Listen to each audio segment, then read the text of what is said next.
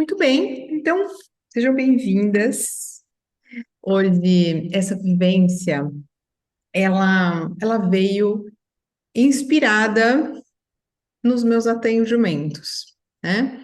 É, eu utilizo contos no trabalho terapêutico e eu comecei a trabalhar trabalhar com uma das minhas clientes, depois com outra, e eu já fiz esse trabalho já há muito tempo, né?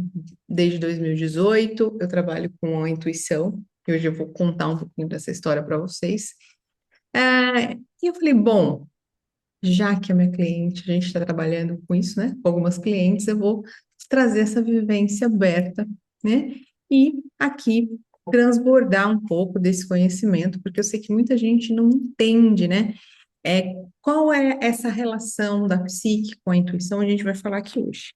Bom, então, como que vai ser esse encontro e sobre o quê? Deixa eu aqui só fixar. Muito bem. Vou começar falando uma frase da Clarissa Pinkola Estés. A intuição é o tesouro da psique da mulher. E eu sei que quando a gente traz essa palavra intuição, tesouro, psique, em algum lugar dentro de nós, esses são termos conhecidos. Por outro lado, existe muita dúvida acerca desses fenômenos e principalmente das suas relações. Hoje, então, nós vamos abordar o conceito de intuição a partir da perspectiva da psicologia junguiana. Vamos trabalhar também a sabedoria intuitiva, o que significa, qual o significado arquetípico feminino da intuição. E vocês também vão entender que a intuição ela não é algo místico ou um conceito intimamente teórico. Ela é uma habilidade do nosso sistema biológico. Eu estudei isso a fundo, eu sou bióloga de formação, depois eu vou falar isso para vocês.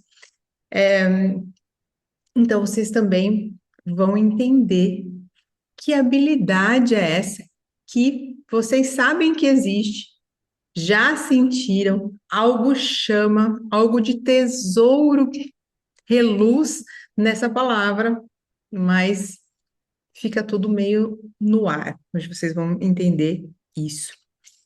E quando a gente. Deixa eu fazer uma pergunta aqui para a gente interagir. Quando vocês ouvem essa palavra intuição, qual a primeira coisa que vem na cabeça de vocês? Coloca aqui para mim no chat. Qual a primeira palavra que chega quando a gente fala de intuição? Põe aqui no chat.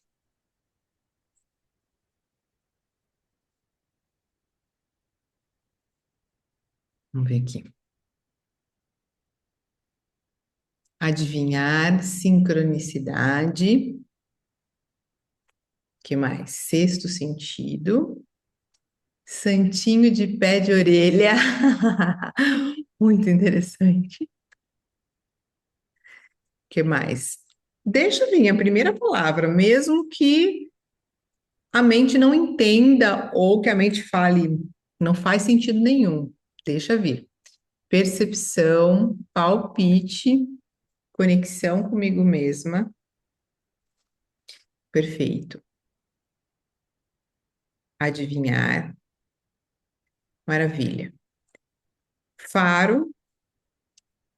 Todas essas palavras remetem à percepção, à conexão, a algo que transcende a razão. Desconfiar de algo, sentir algo não detectável.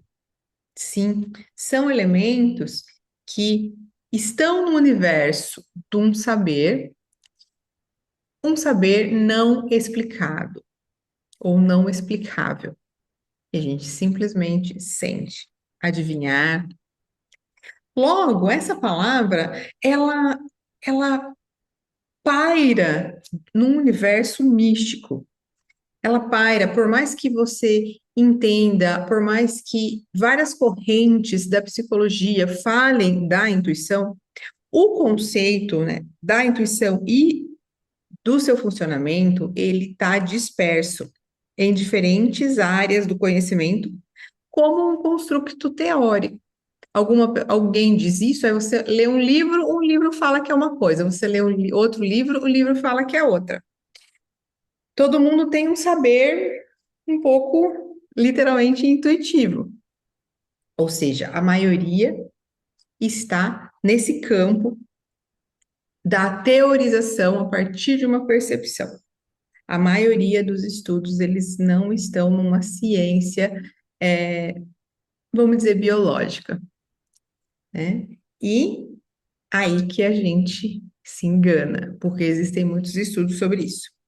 Muito bem. A ciência, ela já conhece, tá, esses processos intuitivos, e a gente vai entender um pouco como que isso se relaciona. Vou compartilhar aqui com você. Então, como é que vai funcionar esse esqueleto da aula aqui, tá? Dessa vivência. Então, eu vou falar um pouquinho agora dessa relação. Gente, esse é um estudo muito profundo, que eu tenho cursos aprofundados, então a gente vai é, começar a tocar isso aqui, que já vai te trazer uma explosão mental, tenho certeza. Depois a gente vai fazer essa vivência da vassaliça. Vocês vão entender o que é a vassaliça também, o que é um arquétipo, o que é a psique. Vocês vão vivenciar como que a gente se coloca e se apropria do símbolo, né, através do conto e da meditação. Essa vai ser a nossa trajetória, tá bom? Vocês podem colocar aqui perguntas, comentários. Eu vou trazer momentos de pausa para que façamos interação. Maravilha? Olha, gente, 26 pessoas. Muito bem. Vou compartilhar a tela aqui. Alguém aqui já é ou já foi aluna de algum curso meu da intuição?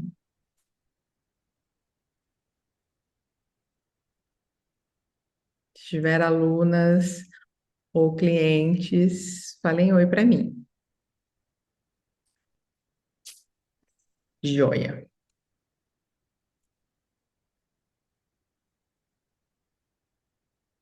Ah, Márcia da meditação, maravilha. Estão vendo aqui minha história com a intuição? Coloque um joinha aqui para mim, se vocês estão vendo o minhas minhas ancestrais. Estão vendo aqui eu, só para eu saber se está compartilhando, ok. Beleza. Ah, eu não vi o joinha, perfeito. Então vamos lá. Qual que é a minha história com a intuição? Vou falar rápido de mim para vocês saberem, né, de onde vem tudo isso que eu vou falar. Tem muitas pessoas que não me conhecem, então vou introduzir rapidamente aqui. Eu venho de uma linhagem de benzedeiras, aí minha bisavó, minha avó, a minha mãe, né, onde elas sempre viveram com pessoas batendo na porta, pedindo para benzer. Antigamente isso acontecia muito, né? As pessoas vinham na casa pedindo para benzer. Minha avó benzia com cinzas, benzia com uma série de coisas, benzia com água, benzia no prato. E a minha avó, essa aqui é a minha bisa Elisa, minha avó Deise, minha mãe. A minha avó, ela ficava meio brava, sabe? De ter um monte de gente na casa dela. Mas o negócio funcionava. Depois ela passou para minha mãe, que não é filha dela. Ela é a filha da minha avó e meu pai. Então ela passou para minha mãe.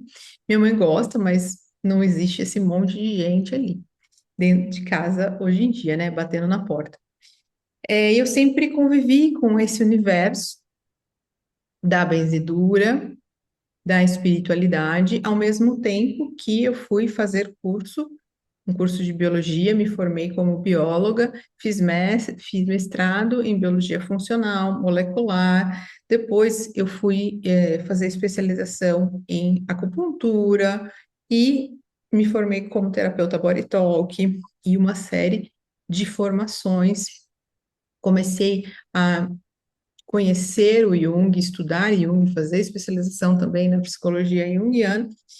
É, tenho um filho, e quando meu filho nasceu, ele tinha muita dor de barriga e ninguém sabia o que ele tinha. Ele ficava 5 dias sem ir no banheiro. E para a medicina tradicional, é normal, criança nessa fase assim mesmo, põe um supositório. E eu acabei indo estudar, caí no Body Talk, isso me impulsionou a me formar como terapeuta Body Talk. E o Body Talk ele trabalha com intuição estruturada. É uma junção ali, né, de medicina chinesa com é, uma série de outras técnicas onde a gente trabalha com a comunicação entre os sistemas do corpo. E foi então que aquilo começou a abrir, aquele universo separado da ciência que eu vivia, aquele universo começou a se aproximar da ciência. E eu fui então, conheci o James Oschman, que ele estuda muito a intuição, ele é um cientista, e eu fui pesquisar como que essa intuição acontecia no corpo.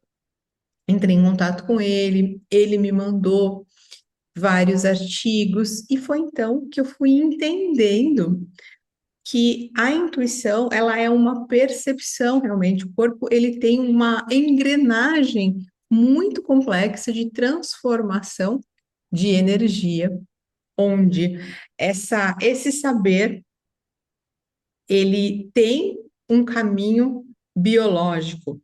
Da mesma maneira que a gente conhece como que a nossa boca, ela sente o gosto de um alimento, nós também já sabemos como que o nosso corpo capta essas informações de campos vibracionais. E eu vou contar isso para vocês hoje. Bom, depois dessa experiência, eu também engravidei, passei por uma experiência de um aborto que me levou a me aprofundar mais, né, em entender os sinais do meu corpo. Eu me dediquei a mapear esses códigos, porque na época eu entendi que eu havia recebido os sinais, mas eu não tive condições de ouvir. Eu estava muito no mental, enfim. Naquele momento, a gente sabe que nada é por acaso, né? Não, não estou me culpando, mas naquele momento, eu tive uma série de percepções e eu já estava estudando a parte biológica da intuição, e, e quando aquilo veio para o mundo real, eu não soube lidar direito. Foi então que eu fui transformando essa teoria em prática. Eu fui viver, é, fui trabalhar com mulheres, foi aí que veio Mulheres que Correm com os Lobos, para mapear, para viver e entender esses códigos na prática, né? Foi então que eu criei a leitura biointuitiva. Então vamos lá. Gente, vocês estão comigo? Cadê vocês? Vamos lá. Deixa eu perguntar uma coisa para vocês. Vocês têm muita experiência com intuição? Se alguém quiser aqui partilhar um pouquinho, é claro, eu vou começar a falar agora. Eu sei que muitas vezes as experiências são até um pouco longas, mas quem sentir de partilhar alguma coisa aqui no chat, depois eu vou parar e eu vou ler ou em algum momento eu vou abrir aqui para uma, uma fala. Tem alguém aí que gostaria de partilhar uma experiência? Abrir aqui o áudio e partilhar rapidamente? Aqui. Não, vocês ainda estão meio envergonhadas, estamos chegando agora. Então, vocês podem ir partilhando aqui no chat, que depois eu quero ouvir a vivência de vocês, certo? Muito bem. Então, vamos lá. Eu recebi algumas perguntas do tipo: o que quer dizer selvagem? O que quer dizer arquétipo? O que quer dizer psique intuitiva? É, muitas de vocês, e eu também passei por isso, quando eu comecei, quando eu me envolvi, quando eu peguei esse livro pela primeira vez e comecei a ler, e de repente eu senti, era como se alguma coisa dentro de mim começasse a movimentar. Eu não sei o que é, mas assim, cada leitura é como se um espaço abrisse, outro fechasse, sensações e sensações internas. Vocês já sentiram isso? Eu acredito que todas.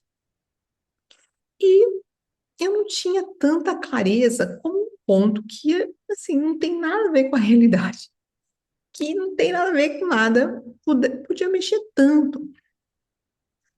Um conto, né? Um conto que sem pé nem cabeça, que, assim, totalmente fora do contexto, não é nem uma série bacana do Netflix, onde tem um final feliz, que a gente se envolve ali com a princesa. Não tem nada disso.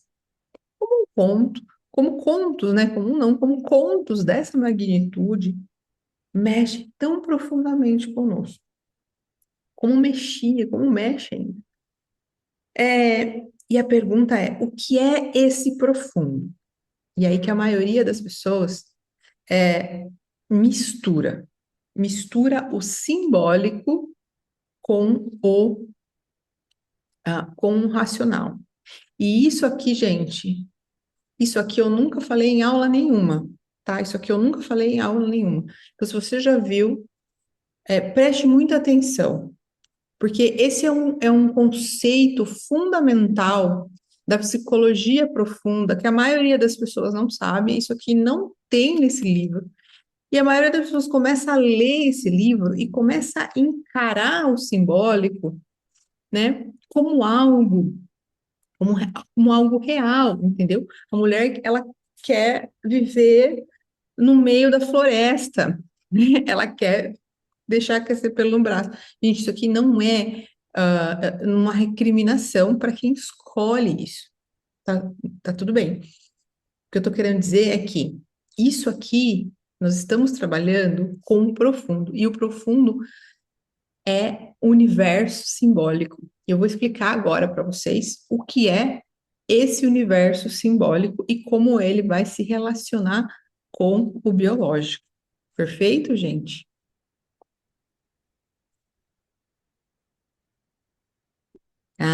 Aí nos atendimentos, né, Carla? Nos atendimentos, a nossa intuição, ela tá mais aflorada ainda, porque o nosso corpo, ele faz parte do processo. Vamos lá. Vamos trazer aqui, então, esse conceito aqui. Vamos entender um pouquinho o que que é a psique pela perspectiva junguiana, tá certo? Bom, de onde o Jung vem? O Jung, ele era médico psiquiatra. Bom, deixa eu parar de compartilhar aqui para ver essa parte, depois eu. O Jung, ele era médico psiquiatra. Na época dele, qual era o contexto da psiquiatria e psicopatologia? Ela vivia uma transição onde a loucura que veio de um lugar místico, de um lugar religioso, passou a ser vista pelo viés neurofisiológico.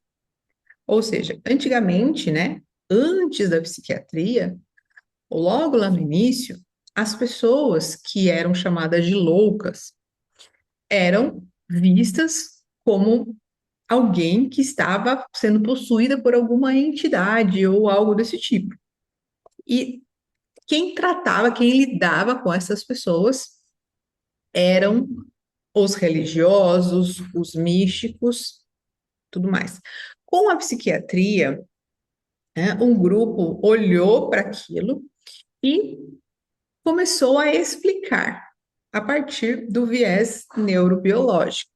Não vou entrar aqui, mas aquilo que era loucura começou a ter outros nomes, como, por exemplo, histeria.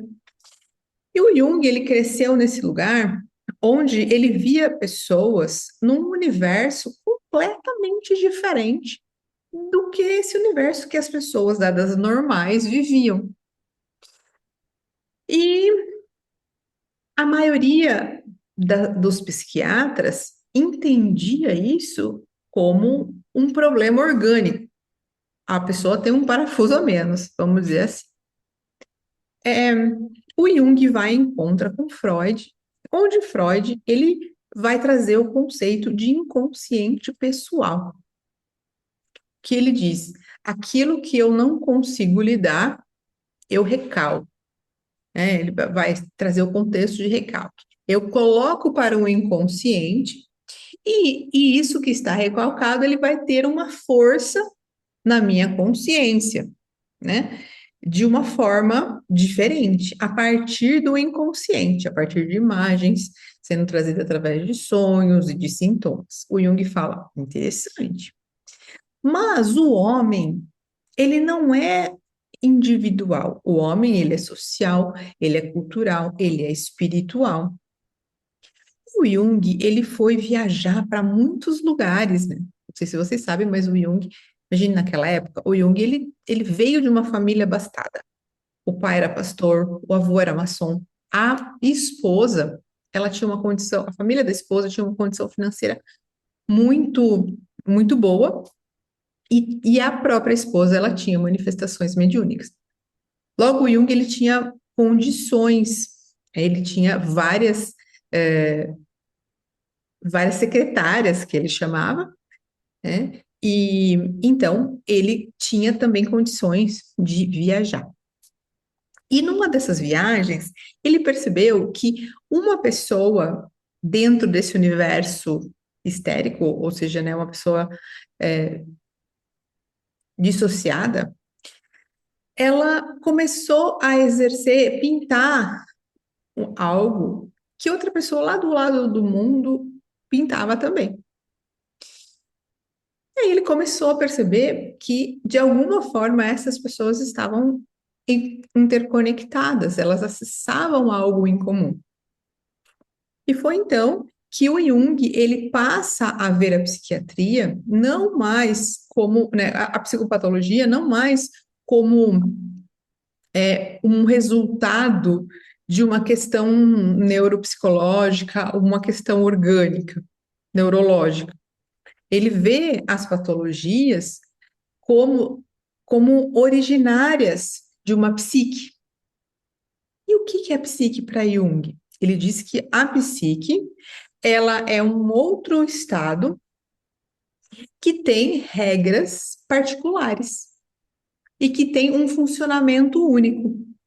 E esse funcionamento, ele é um funcionamento simbólico. O que é o simbólico? Agora vocês vão entender o que é o simbólico. Gente, demorei antes ainda nisso. É tão maravilhoso. Não sei se vocês sabem de tudo isso maravilhoso. Onde que tá meu negocinho aqui? Mas tudo bem, vamos ver aqui. Essa aqui pode ser. Se eu falar aqui para você, descreve isso para mim, tá? Vocês vão descrever uma coisa. Agora, se eu descrever para vocês, eu vou descrever de outra forma. Por quê? Porque eu estou olhando para outro ângulo disso. Então, vocês vão dizer um quadradinho preto, que sei lá, parece alguma coisa. E eu vou, se eu colocar aqui, você vai falar, acho que é um controle de luz, é um negocinho cheio de bolinha colorida. As duas coisas são verdades, né? As duas descrições são verdades. Ou seja, o símbolo, ele tem uma série de significados, tá? Não estou dizendo que isso aqui é um símbolo, isso é só um exercício de percepção. O símbolo, o que que significa? Ele é um construto do inconsciente, onde um elemento, ele tem uma série de significados. Logo, então, a psicologia, ele começa a trabalhar em torno do símbolo, né? Ou em torno do símbolo. E aí ele vai fazer toda a descrição do que é esse inconsciente e o seu funcionamento. Vou dar aqui uma palhinha para vocês rapidamente. Gente, fale comigo, porque quero saber se vocês estão entendendo, se o olho está regalado ou se vocês estão.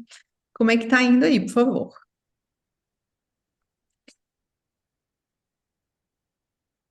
Vai, enquanto eu vou compartilhar, escreve alguma coisa aqui no chat. Bia, tô achando interessante, sabe? Isso aqui eu nunca tinha ouvido. Interajam, gente, eu preciso ver a interação aqui. Até agora, qual que foi uma coisa que mais chamou a atenção? Coloca aqui no chat. Muito bem. Vamos rapidamente aqui, bem resumidamente, tá? O Jung, ele traz mais elementos, mas vamos fazer bem resumido aqui, para a gente, porque o nosso objetivo aqui é vocês entenderem o que é arquétipo e por que que a vassalissa mexe em tanto. Muito bem. Isso aqui é uma visão de nós, segundo Jung, aqui, né, da nossa psique. E essa parte aqui divide o mundo interno do mundo externo. Deixa eu ver aqui o que vocês estão falando. Tudo bem, muito bom, muito claro, perfeito, focada. Adorei essa história dos seis, gente. Muito bem. O que ele trazia? O mundo exterior, então, quando a gente nasce, nós nascemos aqui nesse universo. E conforme nós vamos nos relacionando com o mundo exterior, o ego vai se estruturando e vai se formando o consciente pessoal e também a persona, que é a forma que a gente se relaciona com o mundo em diversos lugares.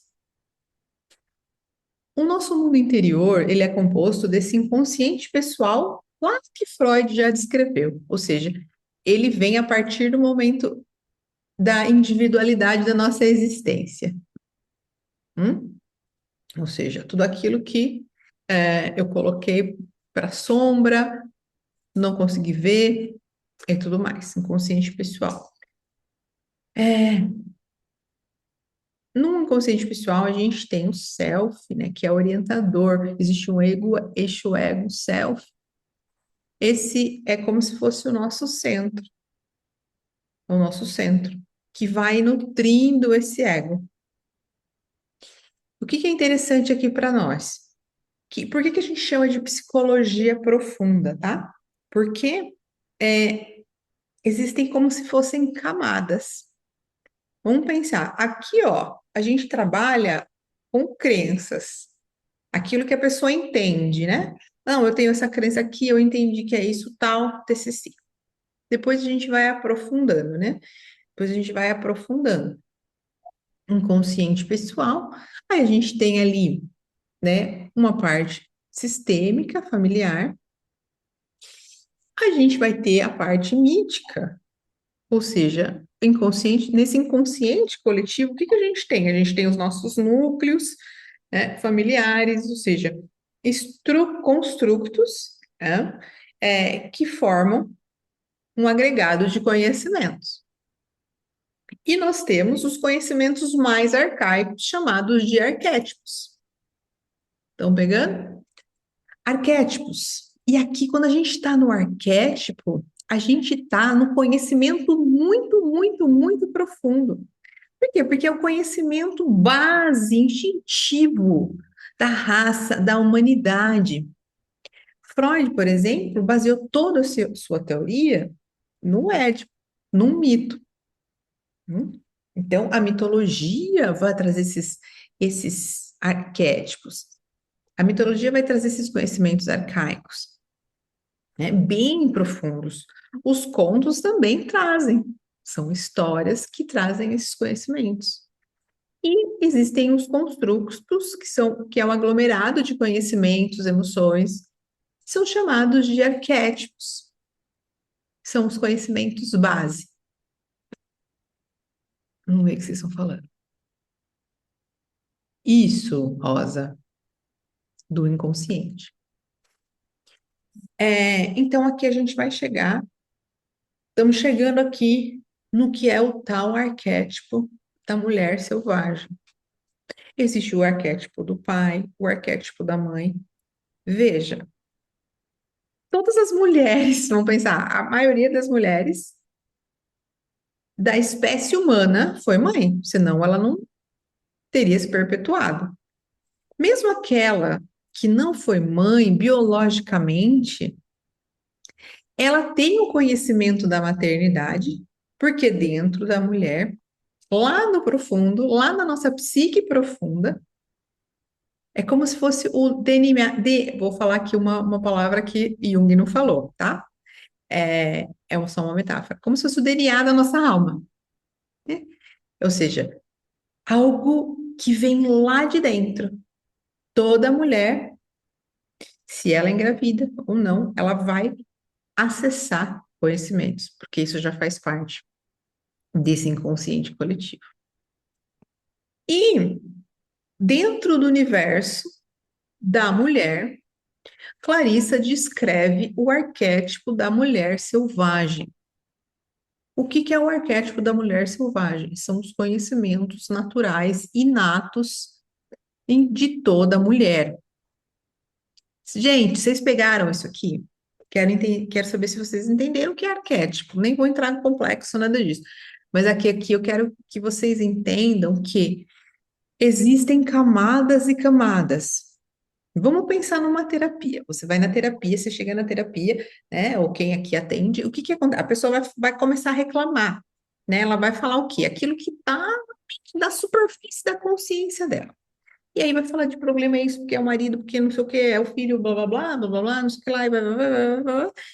Conforme ela vai falando, e ela vai movendo aquela energia psíquica, né? E você vai, então, criando o setting, e você vai trazendo ferramentas, e você traz uma análise de sonho, e naturalmente aquela energia vai se movendo, e aquilo tudo vai se acomodando, e aí vai chegar um momento onde ela começa a recolher as projeções, ela recolhe, ela fala, nossa, gente, na verdade, estou aqui, né? Ela começa a recolher. De repente, aquilo que era um mar revolto, virou um mar calmo. Ela tá, nossa, mas sim, sabe, agora já tá tudo mais ou menos. Tá, mas né, tanto assim. Mas ela tá ainda com sede de vida. Agora ela tá com sede de vida, agora ela tá com sede de se conhecer. Só que ela não tem muito problema mais para falar, né? Só que ela tá com uma sede, ela tá com uma sede de vida. O que a gente vai fazer? Ela quer ir para dentro, ela quer ir para o profundo.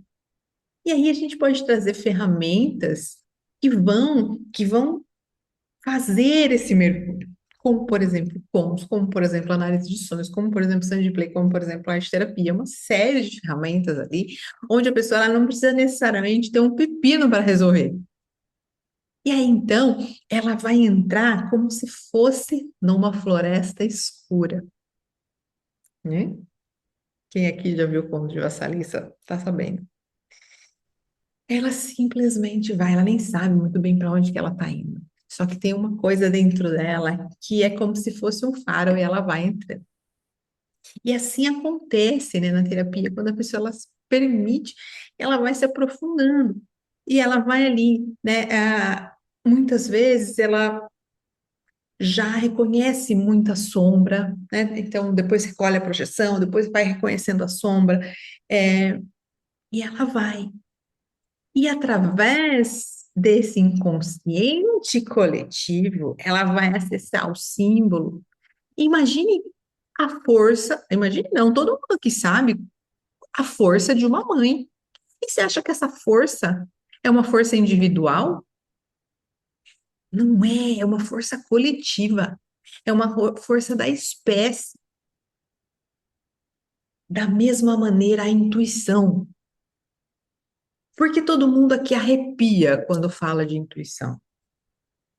Você não nem sabe por quê. Mas você fala, meu Deus, eu tenho que ver um negócio ali, porque, ai, né? Tem alguma coisa nesse negócio ali que eu não sei que eu tenho que ver, que parece que eu não sei direito. Igual você vê um bebezinho, né? Ai, meu Deus, vem aqui, deixa eu pegar. É. Meu filho joga vôlei e tem uma mocinha que faz as filmagens e ela tem uma bebezinha. E ela vai fazer as filmagens com a bebezinha.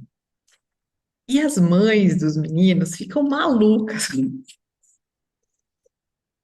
tudo mais. E os meninos, homens, não querem nem, não querem nem saber. Por quê? Porque é uma coisa que chama, é como se fosse um magnetismo. Da mesma maneira, a intuição. Só que o fato é, a intuição, ela foi sendo enterrada por vários contextos ali sociais, a gente vai entrar nisso. E quando a gente pega e lê isso daqui, é como se Clarissa colocasse para a gente uma escada e, e através das palavras ela vai conduzindo, nos conduzindo a um degrau para baixo. A um degrau para baixo, a hora que você percebe que você está indo. De repente, assim, aquele símbolo tá te tocando e de repente você tem uma força que você não sabe de onde surgiu. Esse é o poder do símbolo. O Jung, ele dizia que a gente não precisa necessariamente entender o símbolo como o Freud fazia. Quando a gente toca o símbolo, ele nos transforma. Aquela energia daquele símbolo, ela vem para a gente. E quando ela vem para a gente, não é só a psique que tem aquela força. Toda a biologia também vai receber essa reverberação. Vamos lá. Compreender. Eu já vou responder essa pergunta, Ana. A gente nem chegou ainda no conceito de intuição, tá? A gente vai chegar daqui a pouco. Muito bem. A gente primeiro, vocês precisam entender a psique e o arquétipo para depois entender o que é a intuição, a gente vai chegar lá daqui a pouquinho. Então, quando Clarissa fala do arquétipo da mulher selvagem, do que ela está falando? Ela está falando da natureza básica, inata, instintiva de todas as mulheres. E o que que ela diz? Quando perdemos o contato com a psique instintiva, vivemos num estado de destruição parcial. E as imagens e poderes que são naturais à mulher não têm condição de pleno desenvolvimento. A mulher selvagem é a saúde para todas as mulheres. Deixa eu ler mais uma coisinha aqui para vocês sobre o que que é a mulher selvagens. O que ela diz, tá? Que as mulheres, a mulher moderna é um borrão de atividade. Ela sofre pressões no sentido de ser tudo para todos. A velha sabedoria há muito não se manifesta. E aqui ela vai trabalhar muito, falar um pouco da questão histórica que colocou as mulheres nesse estado de serem infantilizadas, tratadas como propriedade. A gente não vai entrar em história aqui, mas todo mundo sabe disso, não é mesmo? Em relação aos homens. As mulheres tinham de implorar pelo espaço e pelos instrumentos, né, necessários para a vida delas, para aquilo que elas precisavam. Logo, nesse sentido, Clarice diz que nós fomos perdendo isso, essa intuição, essa natureza. E quando ela fala de natureza selvagem, ela não está falando desse lugar pejorativo, de natureza. Ela está falando desse saber, dessa força inerente em todas as mulheres. Que força? Ela chama de lá que sabe. Aquela confiança que toda mulher deveria ter nela mesma. Ela fala que toda mulher tem uma lá que sabe, aquela que sabe. Toda mulher, ela tem esse arquétipo, é conectado com esse arquétipo da mulher selvagem, que tenha confiança na sua sabedoria, que tenha confiança em si. Agora, a sociedade não nutriu isso. A nossa criação exterior e social fez com que as mulheres acreditassem que elas precisam ser submissas, etc. e etc. O que Clarissa diz? Que a meta deve ser a recuperação e o resgate da bela forma psíquica natural da mulher. O que é essa forma psíquica natural da mulher? Vamos ler aqui.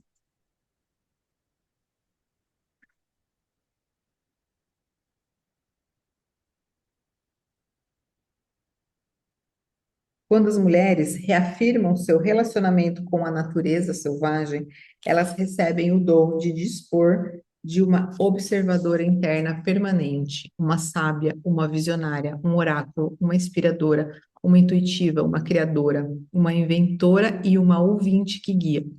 Sugere e estimula a vida vibrante nos mundos interior e exterior. Quando as mulheres estão com a mulher selvagem, a realidade desse relacionamento transparece. Não importa o que aconteça, essa instrutora, mãe e mentora selvagem dá sustentação às suas vidas interior e exterior. Muito bem. Então, quando ela fala da mulher selvagem, ela está falando desse arquétipo. Desse arquétipo. Certo? Muito bem. E o que tem a ver os contos? Vocês estão vendo aqui, né? Comecei a compartilhar de novo. Os contos, eu já falei, eles são conhecimentos arquetípicos universais passados através de histórias de geração em geração. Se a gente olhar um mito, qual que é a diferença de um mito e de um conto? Vamos pensar, um mito é mais profundo. Vamos pensar em consciente coletivo, ele é mais profundo, não é mais arquetípico, ele é mais profundo mesmo, mais arcaico. As histórias, elas já são um pouco mais novas, embora também sejam antigas, mas elas fazem essa ponte de acesso ao símbolo.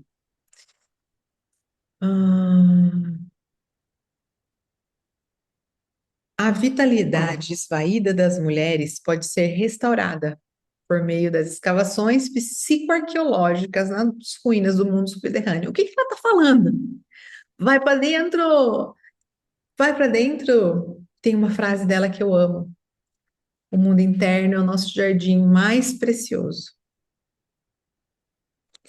E o que é Vassalissa? Ele é um desses contos que tem como objetivo infundir nas mulheres o poder instintivo básico da mulher selvagem. A intuição, nossa, eu errado aqui. É um conto que ele vai nos conduzir à trajetória de nos reconectarmos com a intuição. Certo? Muito bem. Então, entendido psique, entendido arquétipo, mulher selvagem, o papel dos contos, a gente está na psique, vamos transitar então para o corpo e para o que é essa intuição, de acordo com alguns conceitos. Bom, vou trazer aqui algumas definições. A intuição é a essência da vida perdida há muito tempo. Basta pedir que ela nos dá fluidez e alegria, respostas instantâneas e abundância de conhecimento. Aqui a gente vai um pouco mais já para a psicologia.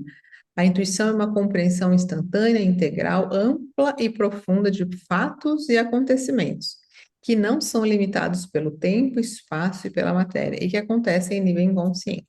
Gente, mas tem tanta definição, mas tem tanta definição que eu só trouxe aqui. E aqui do Jung é uma capacidade de acessar um insight. Decorre de um processo inconsciente. É uma percepção, uma apreensão, um entendimento da situação de maneira não racional. Quando ele está falando de não racional, ele está falando do inconsciente, né? E quando a gente vai isso para a biologia, a gente está falando o quê?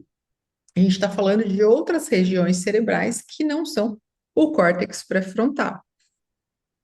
Quando a gente vai para a psicobiologia, a gente está falando, então, de todo o universo de percepções irracionais, que aqui a gente vai para o corpo, que não necessariamente se constroem pela lógica racional. Então, o que é o conhecimento racional? Olha, 2 mais 2 é igual a 4. Ah, então você coloca um, depois o um tem um pauzinho, você põe outro pauzinho, conta um, 2 é igual a 2. Isso é uma lógica racional. Você coloca uma pedrinha sobre outra pedrinha, e esse cordão de cordas forma, então, a estruturação do seu conhecimento. E aí o cérebro entende, eu sei porque eu entendo como uma coisa levou a outra. Isso é o racional. O não racional vai por ali que bota, pega o guarda-chuva que vai chover. Como? Não sei. É como se a intuição, ela não precisasse ter uma coisa tão encadeadinha assim, ela pulasse etapas, né? Então aqui, como que você sabe que vai chover? Se for racional, você fala assim, eu olhei o tempo, vai chover, eu olhei o tempo, põe a blusa. Aqui, então, vai chover, põe a blusa. Não sei, não vi o tempo, mas eu só sei que vai. O cérebro, a nossa percepção, ela dá um salto. E aqui o que confirma? O coração. Eu já vou chegar nele ali. Que quem confirma se isso é uma verdade é o coração. Gente, anota isso que eu tô falando. Eu já vou chegar nele, mas quem confirma se algo é verdade ou não é o coração.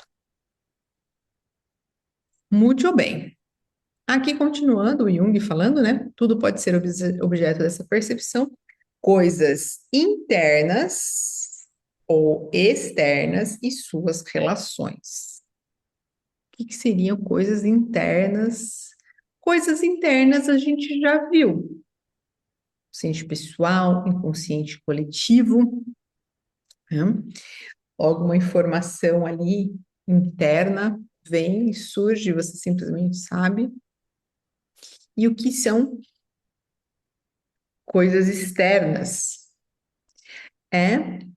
São as informações que estão em em outros formatos que não são captados pelos cinco sentidos.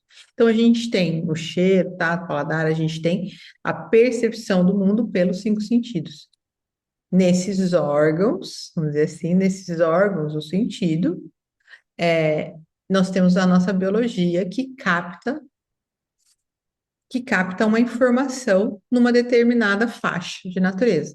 Então, nosso olho ele vai captar uma determinada faixa de frequência. Ele não consegue ver ultravermelho, o infravermelho, ultravioleta, não consegue.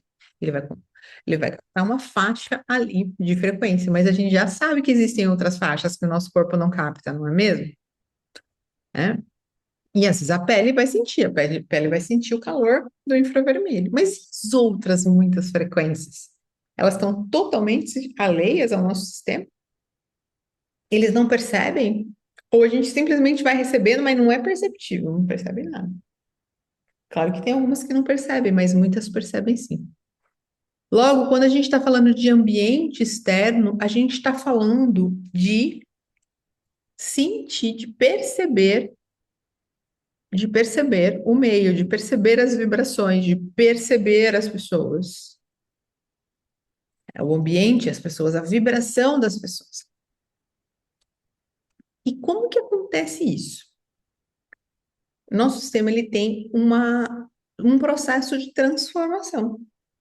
Da mesma maneira que você vai lá na escola, você pega lá um livrinho, ele vai falar que os seus olhos, a luz vai entrar assim, aí ela vira de ponta cabeça, lembra? Depois vai para outro lugar, depois vai para o negócio do cérebro. Ou seja, existe um processo de transformação dessa informação. Da mesma maneira, vocês estão aqui, a gente está falando ao vivo. Imagina alguém há 100 anos atrás e achar isso uma loucura, né?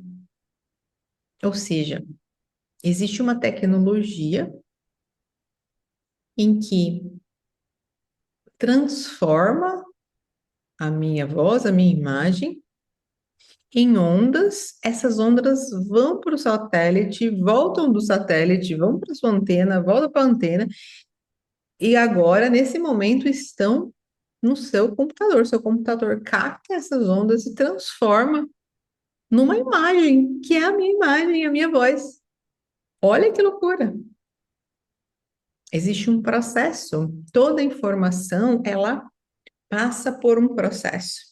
Da mesma maneira, as percepções sutis. Estão me acompanhando? Ó, o pessoal está chegando. O que que o Jung diz aqui? É um pouquinho do inconsciente coletivo. O Jung diz que as mudanças, olha que frase interessante, que informação importante. As mudanças sociais, aqui ele está falando das mudanças sociais, ocorrem primeiro no inconsciente coletivo. Indivíduos dotados de intuição potencialmente fortes captam e exercem no mundo mudanças sociais. Pega isso, gente. Tudo acontece primeiro no inconsciente. Aí as mudanças sociais também no inconsciente coletivo. Bom, estamos chegando ali na biologia. E como acontece essa transformação? Qual o funcionamento da biologia que permite essas percepções? Vamos lá. Eu peguei assim alguns pontos fundamentais. Se vocês tiverem alguma dúvida, vocês falam, tá bom? Isso assim, tem muita coisa para falar sobre isso. Hum,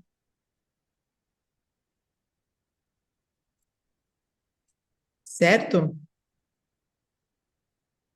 Então, aqui a gente já pode responder, ô, Mônica, a linguagem que conseguimos compreender as mensagens vindas do inconsciente. Exatamente. Só que aí, esse inconsciente pessoal, coletivo, essa informação interna, mas também a leitura irracional dessas informações externas.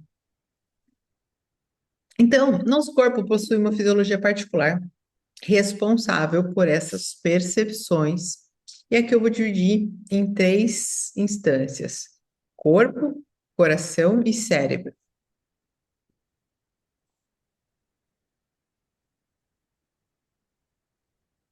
Muito bem. Vamos entrar aqui então para os construtos para o sistema do corpo. Cada célula tem uma série de dispositivos receptores localizados na superfície interna da membrana celular que agem como antena, captando os sinais do ambiente. Gente, vocês estão vendo isso que eu estou falando?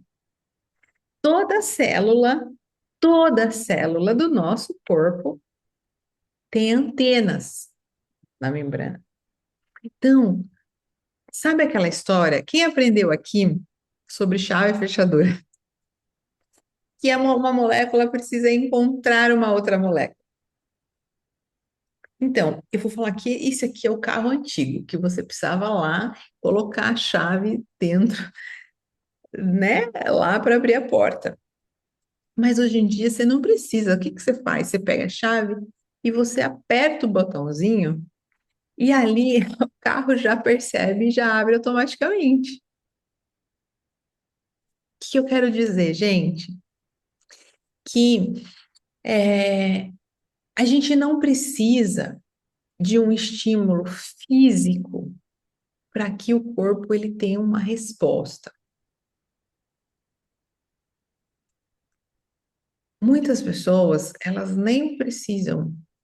Elas nem, elas podem comer um pão, mas você acha que a reação alérgica, tem pessoas que comem que já tem uma reação alérgica na hora, o corpo inteiro. Você acha que aquele pão chegou, foi digerido e chegou para o corpo inteiro? Não. A informação, ela foi transmitida. Ou seja, existem antenas, e além dessas antenas, nós temos todo um sistema de transmissão de elétrons. Eu nem trouxe esse daqui, onde a informação ela vai rapidamente de um lugar para o outro no seu corpo. Vamos falar aqui rapidamente do coração. O coração, quando eles estudaram o coração, a anatomia, o que eles viram? Que o coração, ele é um tecido único em forma de espiral. Então, imagine que o coração, você vê ele é assim, né? Então, ele é assim.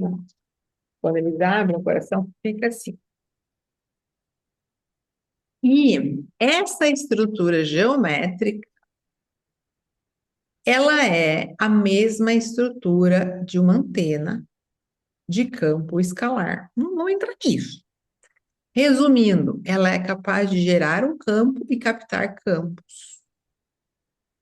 Você pega uma antena ali, né, que tem aqui perto de casa, ela joga informação. Tem algumas antenas que captam informação. O coração, ele faz as duas coisas. Ele gera um campo e ele capta. O coração é a mais potente antena do corpo. É uma antena. Presta atenção. Isso eu não estou falando, isso nem é metaforicamente, tá? Olha aqui. Veja, o artigo científico, ele diz, ó, o coração é uma antena bidirecional de campo escalar. Mas não é um artigo só.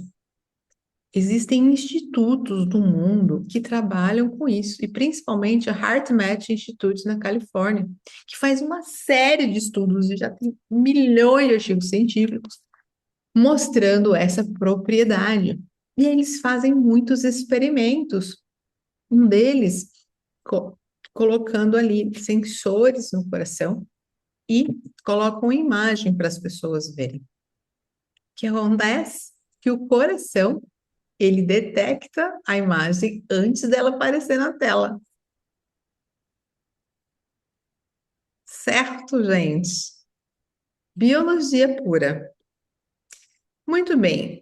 Uma outra informação importante.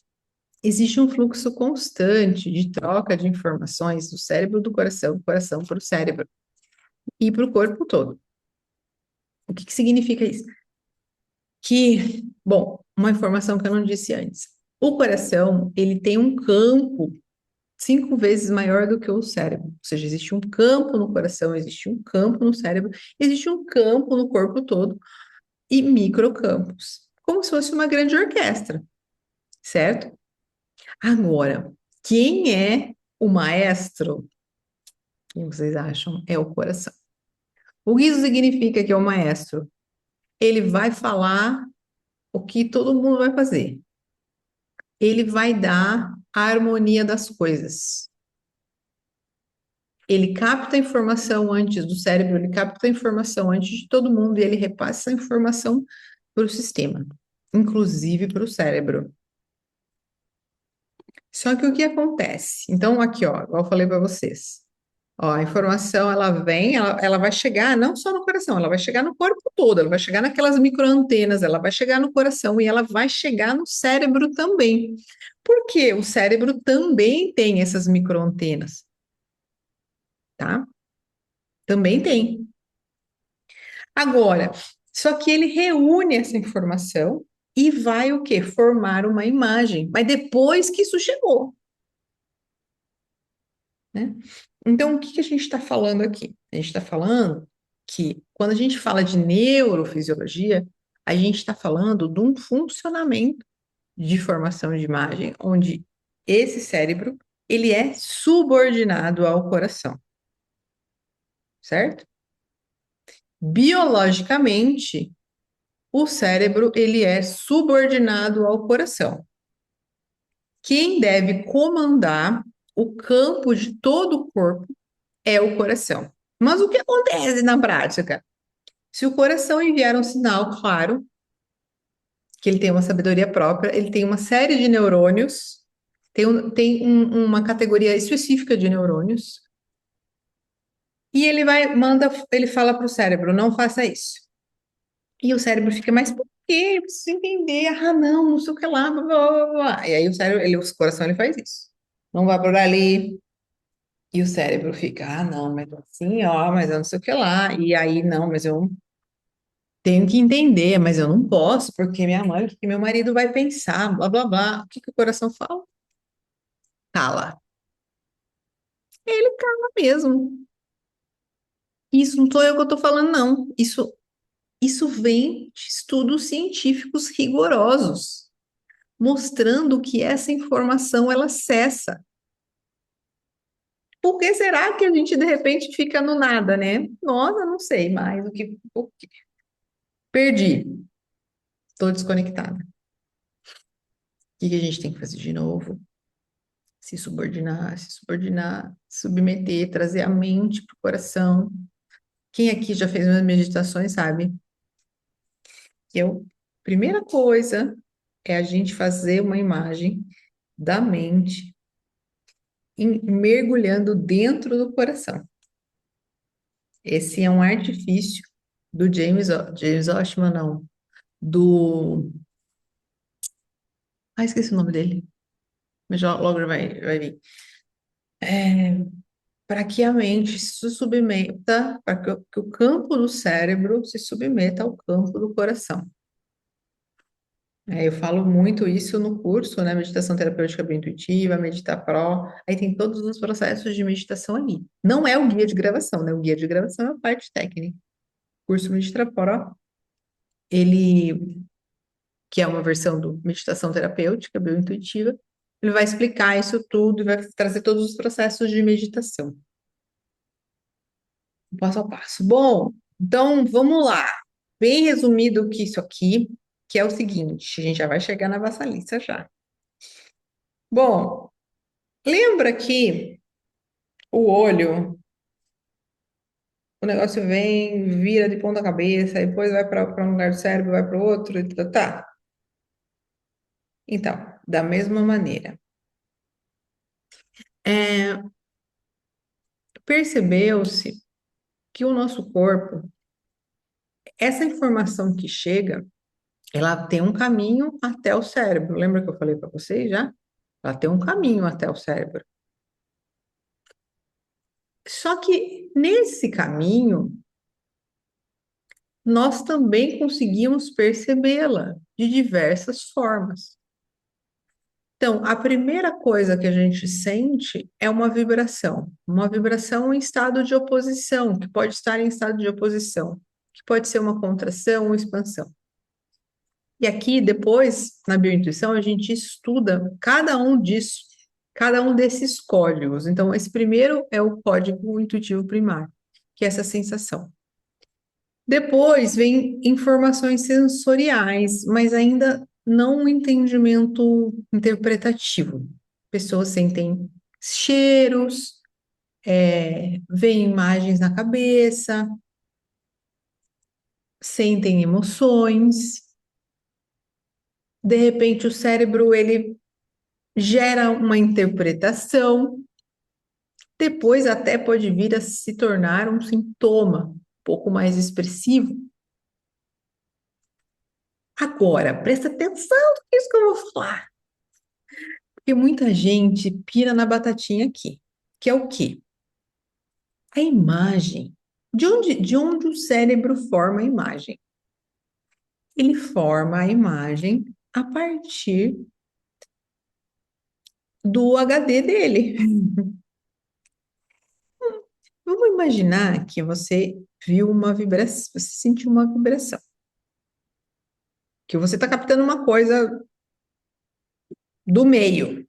Você foi num lugar e você sentiu algo estranho, algo. que agora a gente pode dizer que contraiu. E você sentiu só aquilo. E às vezes você começou a pensar em outra coisa, viajou, mas aí de repente você começou a prestar atenção naquilo, e de repente aquilo se transformou no seu que lá.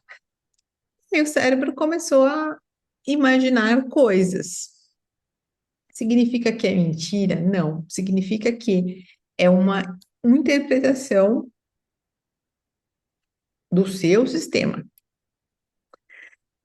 Ai, mas assim, será que não tem pessoas que veem algo fidedigno?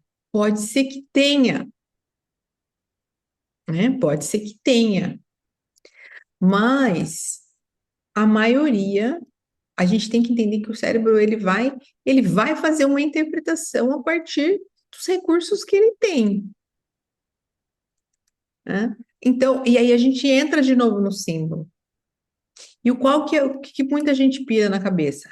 Gente do céu, como tem pessoas pirando, achando que fechou o olho, eu vi um negócio, e aquela imagem é uma verdade. Gente, aquela imagem é um símbolo. É a mesma coisa de um sonho. Se você sonhar que você está morrendo, não significa que você vai morrer. Significa que você sonhou com um contexto de morte. É a mesma coisa.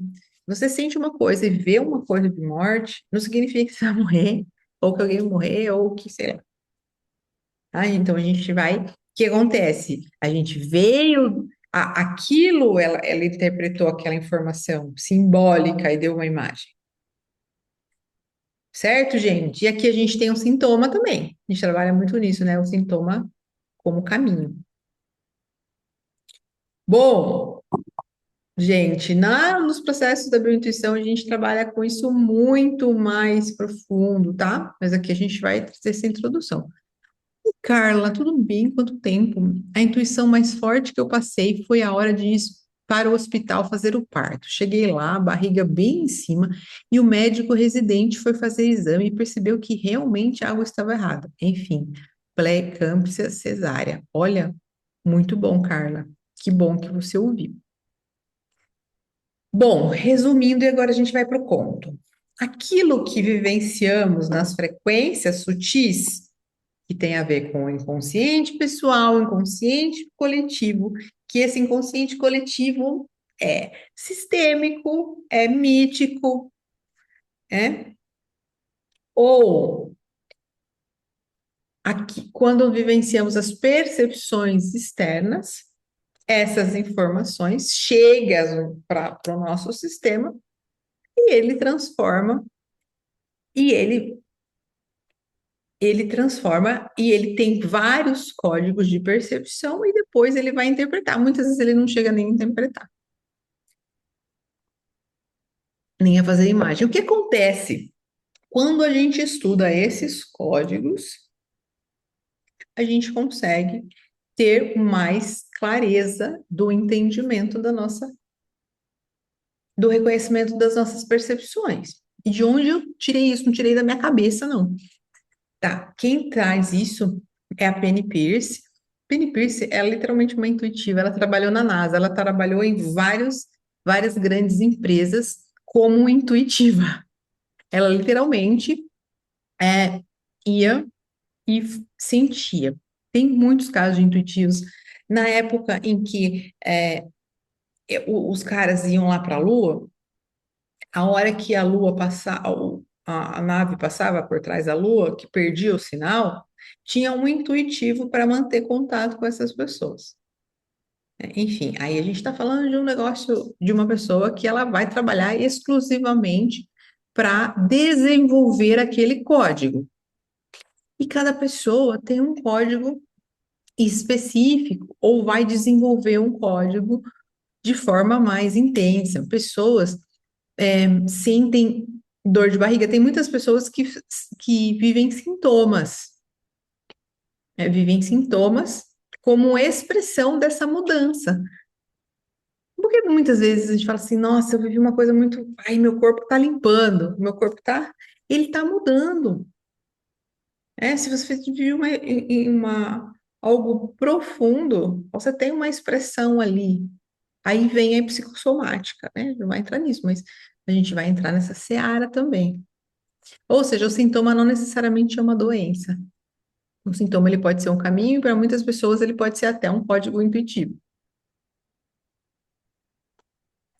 Beleza? Agora, o que que tem a ver a vassalissa? Então, quando vivenciamos uma etapa psíquica de restauração da intuição, através da vassalissa, por exemplo, alteramos o nosso construto psíquico e biológico para que a intuição vá se manifestando com uma confiança e força. Tá, essa frase ficou pouco difícil, mas eu vou parar aqui porque eu acho que a gente já tem um ponto, né? Eu vou explicar essa frase aqui. Aqui a gente já está falando, então, que a gente vai entrar no conto. O conto, ele vai nos conduzir a essas profundezas e, naturalmente, nós vamos acessar esses símbolos e nós vamos emprestar energia psíquica. A energia psíquica do símbolo vai nos nutrir, vai alimentar. Aquele conhecimento vai chegar na nossa psique.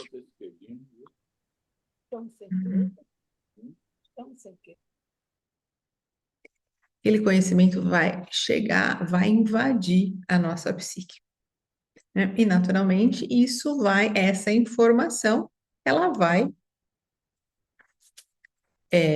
ser percebida de diversas formas. É muito comum nos atendimentos, uma pessoa, às vezes, quando a gente está em estado, quando fala, nossa, essa semana aconteceu alguma situação biológica. E aqui, quem está aqui é minha cliente que viveu isso essa semana, está até aqui. Algum sintoma.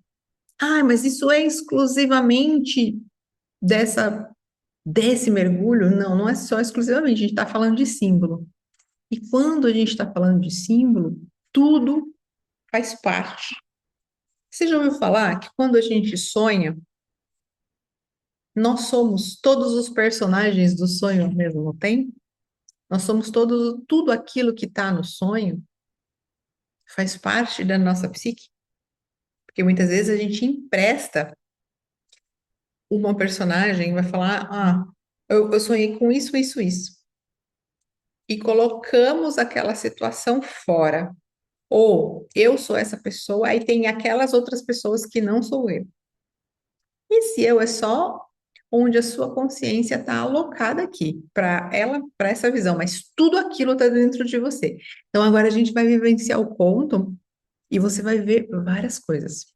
Agora, todas elas fazem parte da sua psique e da psique coletiva. Tudo aquilo está dentro de você, todas as etapas, certo? E na Vassalissa, quando a gente vivencia esse conto, o que que a gente vai fazer? A gente vai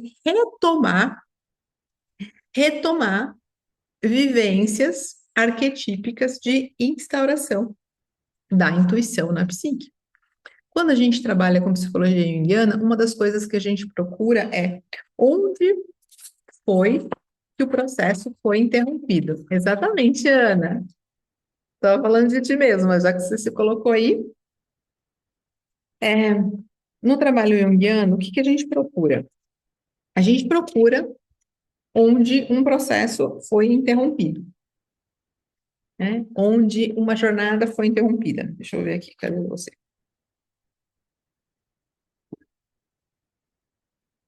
É.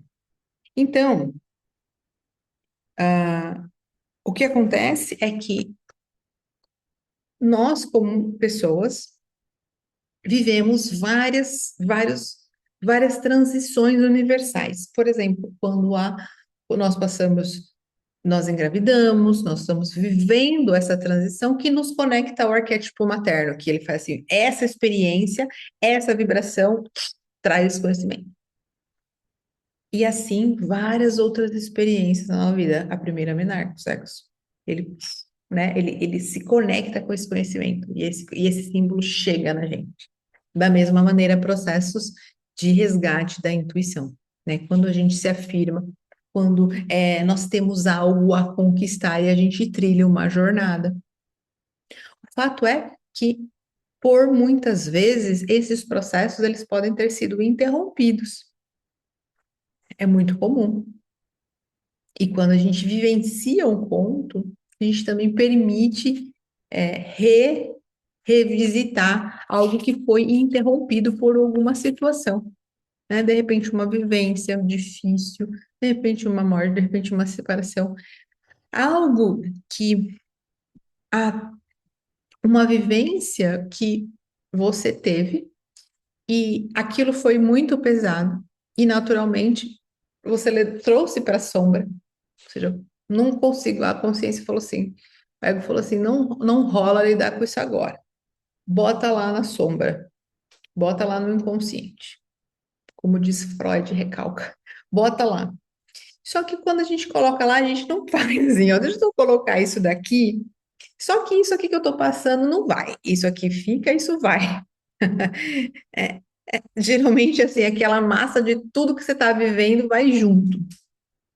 E alguns processos ficam interrompidos. Não é à toa que a gente tem, às vezes, até interrupção de questões biológicas.